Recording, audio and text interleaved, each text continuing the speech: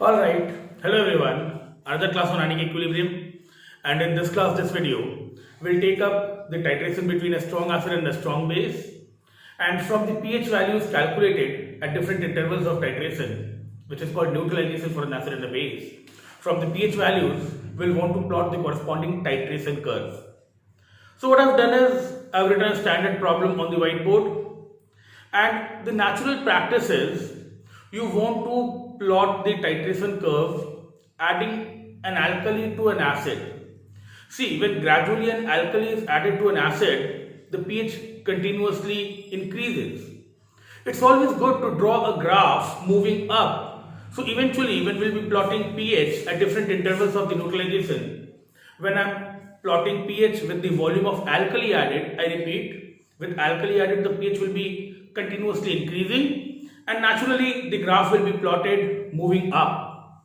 So that's the basic nature of titration curve, which is pH versus the volume of alkali added. I repeat, this is going to be the simplest type of titration because both acid and base are strong.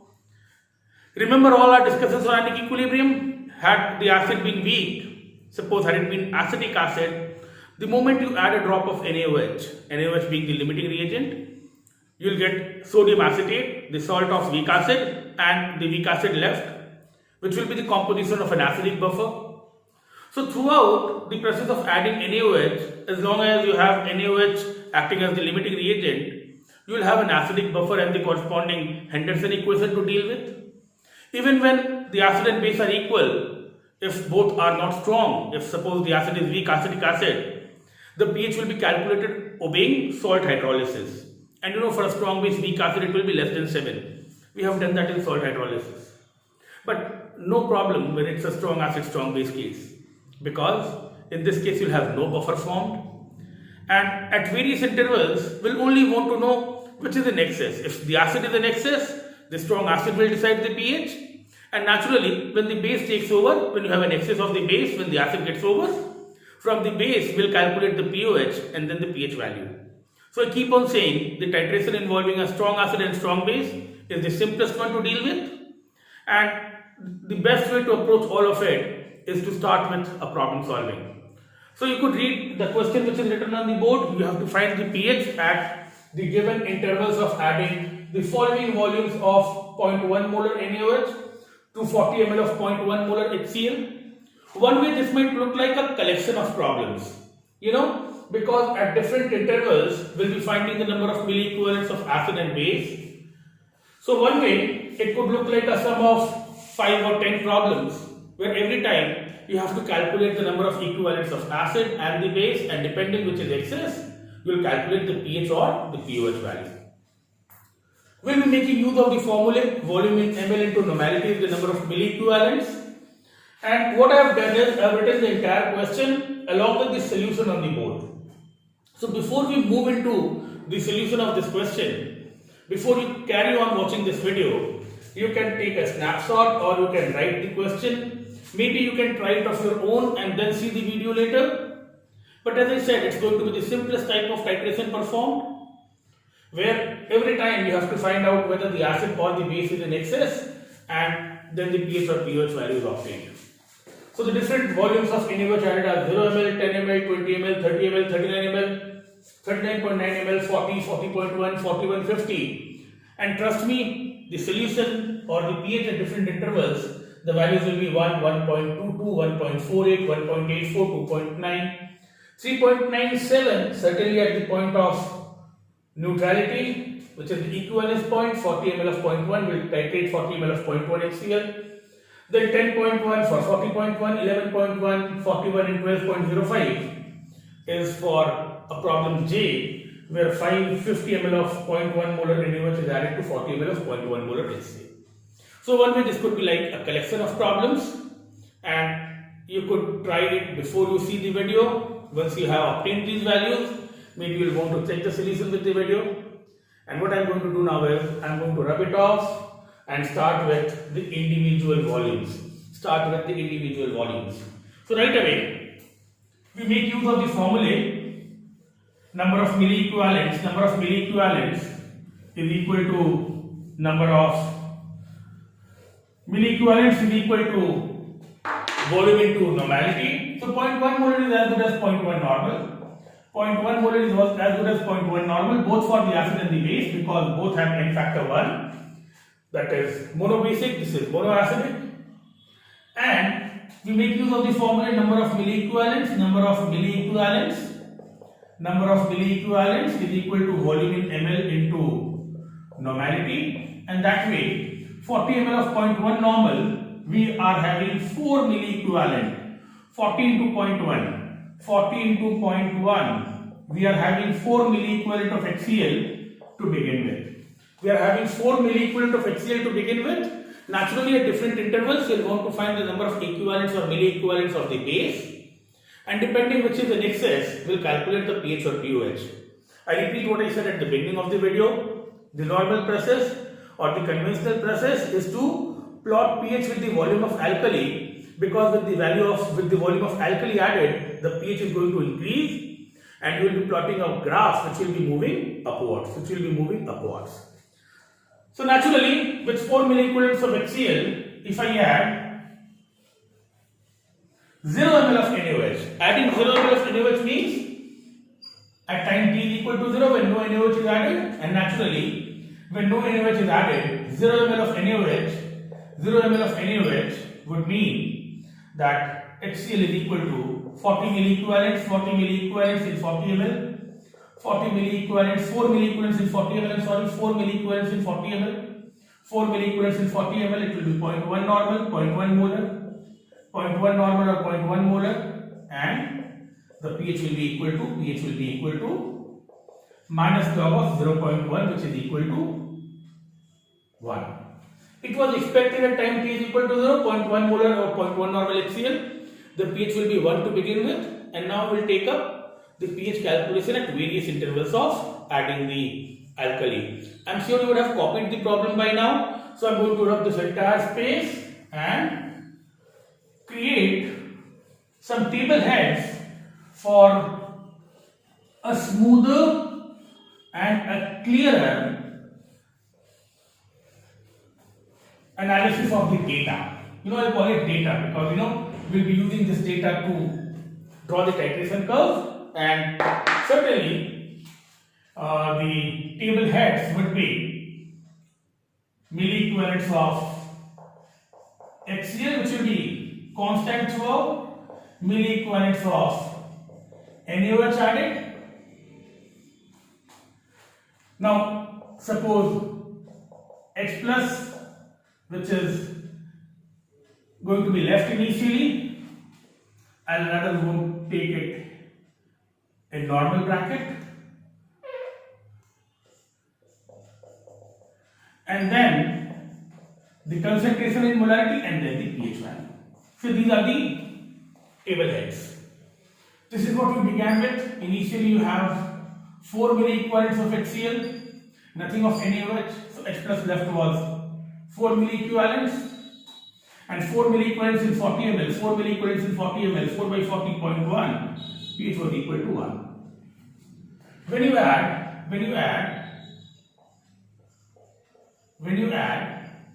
NaOH, which is 10 ml. Now this NaOH, is 0.1 normal, 0.1 normal or 0.1 molar, 0.1 normal or 0.1 molar.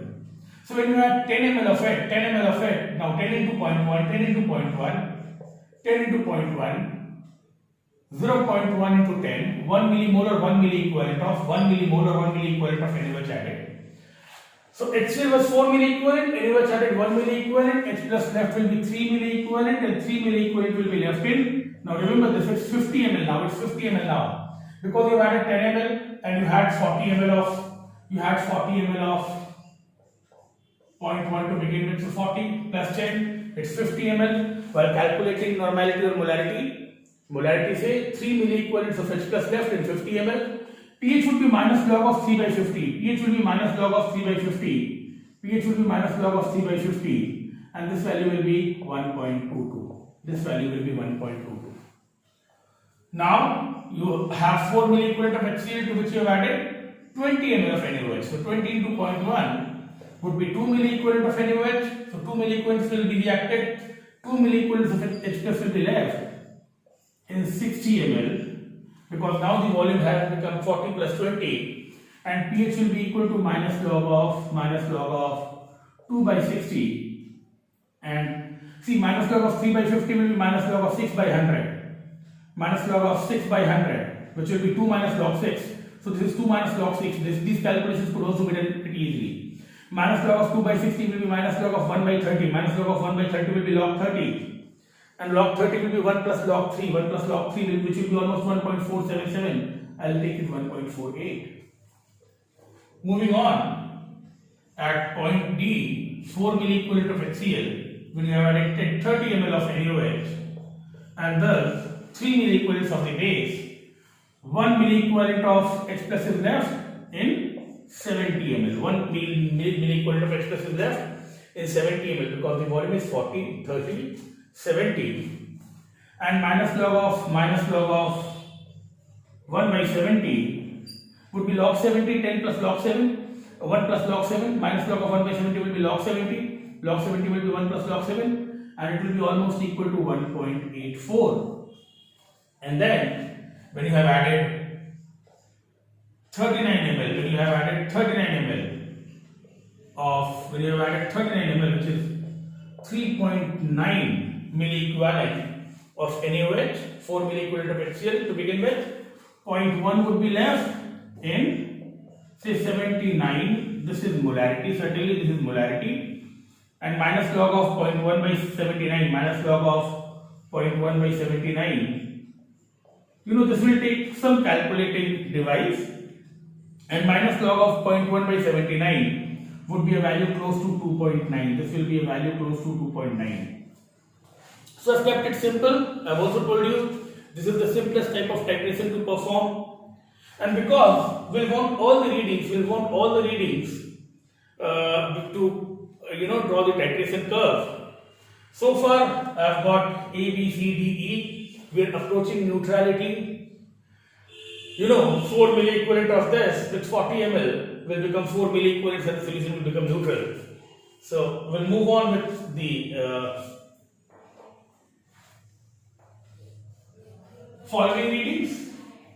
And now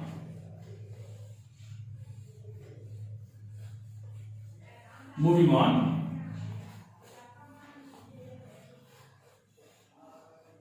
For the next set of 5 readings, we'll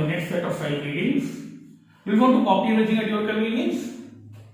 When you have, suppose, 4 milliequivalent of HCl to begin with, and 39.9 into 0.1, which means 3.99 milliequivalent of alkali added, and naturally 0.01 milliequivalent of H plus left. In a volume will be 39.9 plus 40, 79.9. Write away number of milliequivalent upon volume in ml will be the normality or molarity for H plus, and pH will be minus log of this. This again will take some calculating effort, and this will be close to 3.9. G when you add 40 ml of it. Now 40 into 0.1 would mean you have added 4 milliequivalents of NaOH to 4 milliequivalent of HCl. H plus left is nothing, and this nothing is basically 10 to the power minus 7 for neutral water. So this is 10 to the power minus 7 per liter for neutral water, and the pH will be equal to 7. This is the point of neutrality. This is the point of neutrality, which is also called the equivalence point. I told you it's the easiest titration to perform, and you could write the pH values with precision because there is no salt hydrolysis, no buffer formed. Moving on, when you have added 40.1, now 40.1 of 0.1 would be 4.01, and right away you need to change the heading. It will be like OH minus left. It will be my OH minus left because this 4.01 has exceeded 4, and OH minus left is 0.01 milliequivalent out of 80.1 ml, because the total volume is 40.1 ml plus 40 ml, 80.1 ml, and this time POH, now the heading instead of pH, will be POH, and POH will be minus log of 0.01 upon 80.1. pH would be 14 minus this, pH would be 14 minus this, and pH which is 14 minus this will be a value almost 10.1. This will again need some calculation. pH will be 10.1. State I when you have added 41 ml of it, which is 4.1 milliequivalent of NaOH. Again OH minus is left, which is 0.1 milliequivalent. The OH minus concentration, the OH minus concentration here, the OH minus concentration here, this heading will also change. The OH minus concentration will be 0.1 out of 81, 0.1 out of 81, 0.1 out of 81 because the total volume is 81 now. pOH will be minus log of this, pOH will be minus log of this, and pH, if you calculate 14 minus pOH, 14 minus log of this will be a value almost equal to 11.1. And finally, when you are adding 15 to 0.1, which is 5 milliequivalent, when you are adding 5 milliequivalent of NaOH, OH minus left will be 1 milliequivalent. You had 4 milliequivalent of the acid to begin with. 1 by 90 minus log of 1 by 90 minus log of 1 by 90 will be the pOH, and pH will be 14 minus that. This will be almost equal to 12.05. So maybe at some point you will want to use a calculating device, get this pH values at your convenience, and now I'm going to populate all the values together. I'm going to populate all the values together, and with these values I'm trying to plot the titration curve. It's ideally plotted on a graph paper. You can also do that using a graph paper. And out here we want to populate the data first.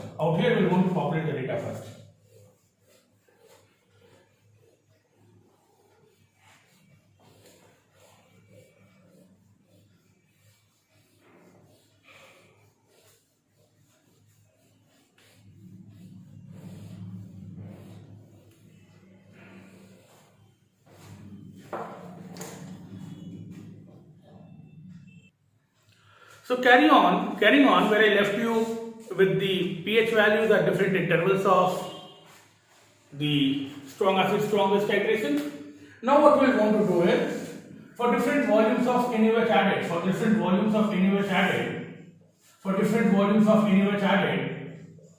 we will want to write the corresponding pH value, and we will want to draw the corresponding titration curve. I told you titration curve is ideally pH plotted versus the volume of alkali added, because this way you get a graph moving up. Naturally alkali added pH will be increasing, and the different volumes of NaOH where 0 ml, 10 ml, 20 ml, 30 ml, 39 ml, 39.9 ml, 40 ml,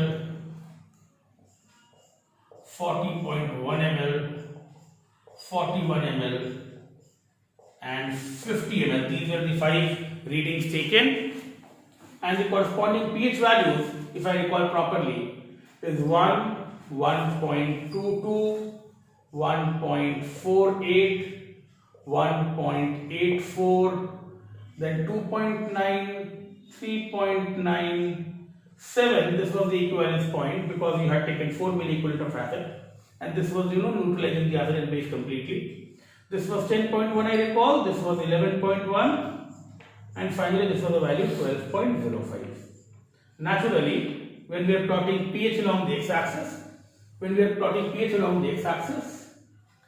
we will want it to be calibrated from 0 to 40. So from 0 to say the reading 40. Now somewhere here you should have a value 7. Somewhere here you should have the value 7, and 0 to 14 because we are plotting pH, which will be from 0 to 14 at 298 Kelvin. Somewhere here you will have the point of neutrality. We are using almost 50 ml of NaOH. So I want to suppose break it into 5 intervals, which could be like 10, 20, 30, 40 and 50. This is 10, this is 10, 20, 30, 40 and 50. This is certainly volume of NaOH in ml. This is volume of NaOH in ml. When I was using 4 milliequivalents, which is 40 ml of 0.1 molar HCl to begin with, and for point A, which is 0 ml of alkali added, the pH was 1. So I need to break it into roughly 7 segments. This is 7, this is 14. So what I do is, maybe here if I write 2, then 4, then 6. So maybe I write 2 here, 2, 4, 6, 8, 10, 12, 14.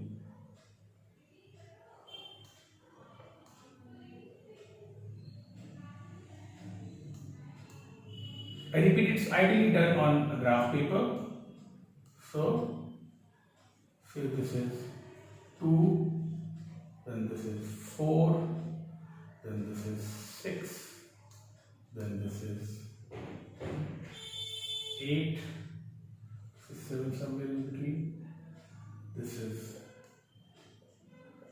10, and this is 12. I can stretch it higher up to say 14. So you know, I have tried my level best to place it symmetrically. 0 ml, it's 1. 0 ml, pH is equal to 1. So 0 ml, this is point A, this is point A, this is point A, this is point A. 10 ml 1.22, 10 ml 1.22. So you know, this is 1 and this is 2. So this is less than 1.5. I will get point B here. I'll get point B here.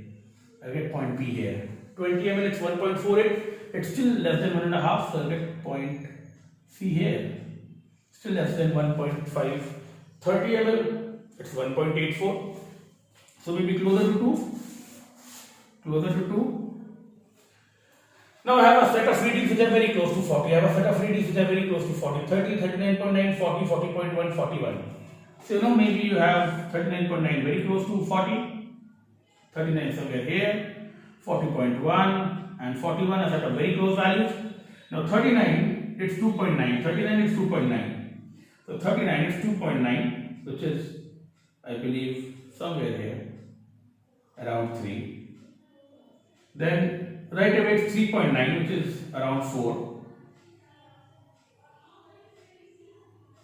Then at 40, it's at 40, at the equivalence point, 40, it's suddenly 7. This is for 40. 40.1 is 10.1, which is around 10. Alright. 41 it's 11.1, somewhere here. And 50 it's 12.05. 50 is pretty spread out. So 50 somewhere here, 50 somewhere here. So this is A, this is B, this is C, this is D, this is E, F, G, H, I and J. And if I go about joining them, this is the best way to draw a titration curve. This is the best way to draw a titration curve because I have drawn it using a real problem, using a real data. This is at 7, this is at 7, when it's actually equal to 40, when it's absolutely equal to 40. This is the equivalence point and this is the character of the titration curve of a strong acid, strong base. This is the character of the titration of a strong acid versus strong base. Strong acid versus strong base. Every time you draw the titration curve of a strong acid, strong base, around the equivalence point, symmetrical around the equivalence point, you have a sharp change in pH. Please keep this in mind because we'll be using this concept in the topics to follow. Certainly in a topic like indicators theory, this is how the titration curve of a strong acid versus strong base will look. It will be steeply increasing. And would be symmetrical around 7. So this is something which you would want to recall regarding the titration curve of a strong acid, strong base. It will be steeply increasing, symmetrical around 7, and these ideas would help us in topics to follow, as I told you. Best way to do something of this kind, because what I have done is I have not randomly drawn a titration curve. I have drawn a titration curve from the data of a real problem. And this being the simplest titration to perform, I hope this would gear you up for more interesting topics to follow. But we are going to need this in the topics to follow. As I told you, this was not just one problem, it was like a set of problems, and using this set of problems and the corresponding readings, I have been able to draw my first titration curve. So we'll talk about a few more titration curves in the upcoming videos, and we'll be using all this understanding, as I told you, in much more interesting topics to follow. That's much for the time being. Thank you so much.